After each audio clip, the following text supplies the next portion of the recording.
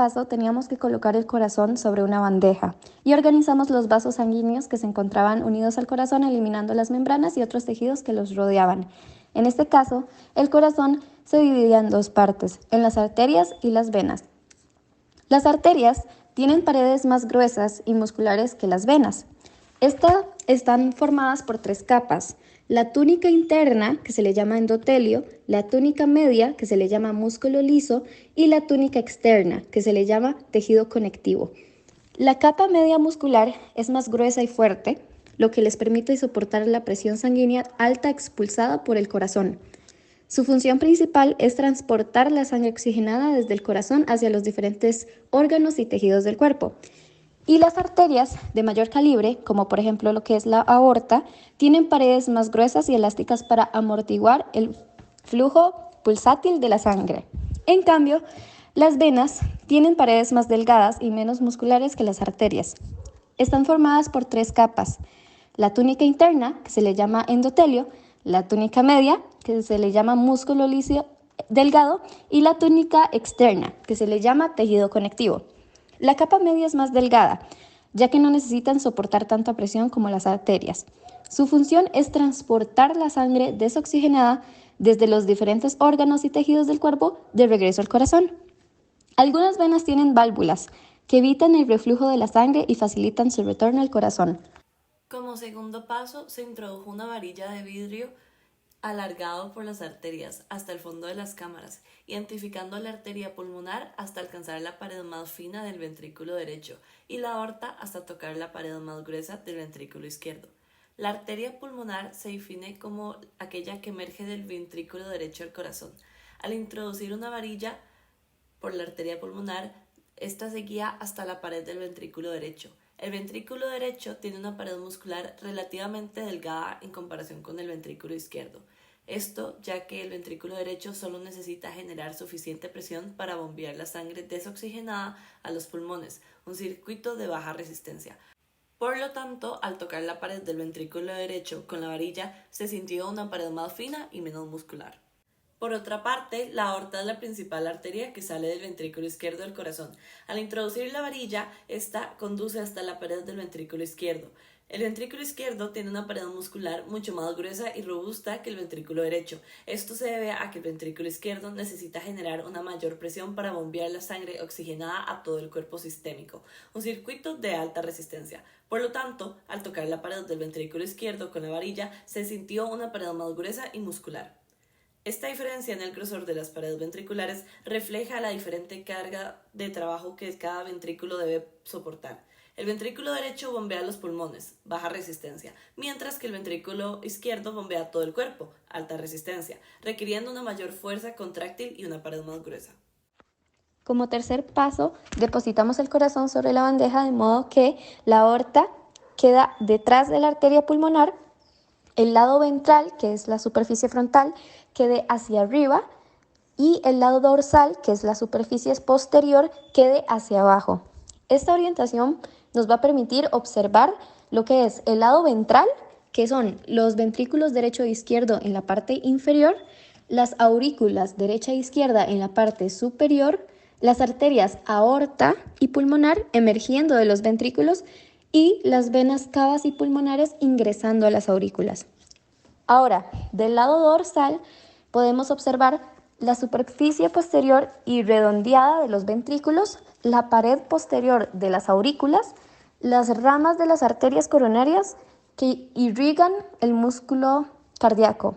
Básicamente, al colocar el corazón de esta manera, se puede apreciar adecuadamente su anatomía externa y la disposición de sus cámaras y los grandes vasos sanguíneos que se conectan a él, tanto desde el lado ventral, que es el lado frontal, como desde el lado dorsal, que es el lado posterior. Ahora, como paso 4, teníamos que encontrar lo que es el ventrículo izquierdo. Básicamente, el ventrículo izquierdo es la cámara inferior con la pared muscular más gruesa y robusta del corazón.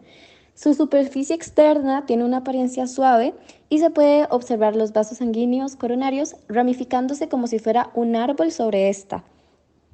En el paso 5 extendimos la incisión hasta la aurícula hasta que se pudiese ver las dos membranas finas de la válvula bicúspide. Los tendones a los lados de las membranas impidieron que la válvula se invirtiera dentro de la aurícula.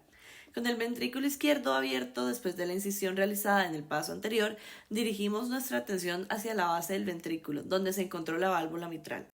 La válvula mitral es una válvula cardíaca de tipo auriculoventricular, lo que significa que está situada entre la aurícula izquierda y el ventrículo izquierdo. Su nombre bicúspide o mitral se debe a que está formada por dos válvulas o cúspides de forma semicircular que recuerdan a una mitra, o sea, a un tocado eclesiástico. Las dos cúspides de la válvula mitral son la cúspide anterior y la cúspide posterior. Observamos estas dos cúspides o valvas unidas por sus bases a un anillo fibroso en la apertura auriculoventricular izquierda. También identificamos las cuerdas tendinosas que se extienden desde las puntas de las cúspides hasta los músculos papilares en la pared ventricular. Estas cuerdas tendinosas y músculos papilares fueron fundamentales para evitar el prolapso de las cúspides hacia la aurícula durante la contracción ventricular. La función principal de la válvula mitral es permitir el flujo de sangre de la aurícula izquierda al ventrículo izquierdo durante la diástole y evitar el reflujo durante la sístole. En el sexto paso, lo que teníamos que hacer era identificar la aurícula izquierda y la vena pulmonar. Entonces, básicamente, utilizando un escalpelo, se hizo una incisión a lo largo de la línea, marcada en la figura, cortando la pared externa del ventrículo izquierdo. Después de realizar el corte, se abrió cuidadosamente el ventrículo izquierdo, separando los bordes de la incisión.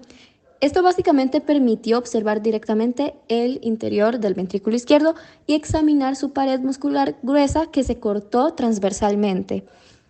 La ventrícula izquierda es necesaria para generar las fuerzas de contracción suficientes para bombear la sangre oxigenada a todo el cuerpo sistemático. De igual manera, en esta parte del corazón se puede observar estructuras internas como las cuerdas tendinosas y las válvulas mitrales, que regulan el flujo de sangre hacia la aorta. Como paso 7, encontramos la aorta y medimos el diámetro en milímetros. Utilizamos las tijeras y cortamos la pared de la aorta empezando por el extremo hasta el ventrículo izquierdo. Miramos la suave superficie interna e intentamos estirarla para comprobar su elasticidad y resistencia. En el paso 8, logramos identificar donde la aorta salía del ventrículo izquierdo 3 membranas en forma de copa en la pared. ¿Qué es una arteria coronaria? Bueno, las arterias coronarias son vasos sanguíneos que emergen de la porción inicial de la aorta ascendente, justo por encima de las válvulas semilunares aórticas. Las dos arterias coronarias principales son la arteria coronaria izquierda y la arteria coronaria derecha. Ambas arterias principales se ramifican en numerosas arterias más pequeñas que se distribuyen por la superficie externa del corazón. Esto forma una red vascular. Estas ramas lo que hacen es que penetran en las capas musculares del miocardio, llevando oxígeno y nutrientes a las células musculares cardíacas. En el caso de una obstrucción o bloqueo en alguna de estas arterias coronarias, puede provocar un infarto de miocardio al interrumpir el suministro sanguíneo a una región del músculo cardíaco. Para el paso 10, utilizando un escalpelo o instrumento cortante, se hizo una incisión transversal justo por encima de la base de los ventrículos, siguiendo cuidadosamente la línea Y marcada. Este corte transversal permitió exponer la cavidad interna de ambos ventrículos, izquierdo y derecho, así como el septo interventricular que los separaba. Con una regla, medimos el grosor de la pared del ventrículo izquierdo, anotando la medida en milímetros. Luego medimos el grosor de la pared del ventrículo derecho y también anotamos la medida en milímetros. Finalmente, medimos el grosor del septor interventricular, que es la pared muscular que divide los dos ventrículos, y anotamos su medida en milímetros.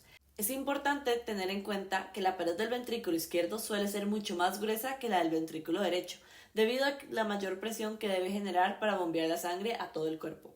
El septo interventricular, además de separar los ventrículos, contiene fibras musculares especializadas que forman parte del sistema de conducción eléctrica del corazón, ayudando a estimular y coordinar la contracción de ambos ventrículos.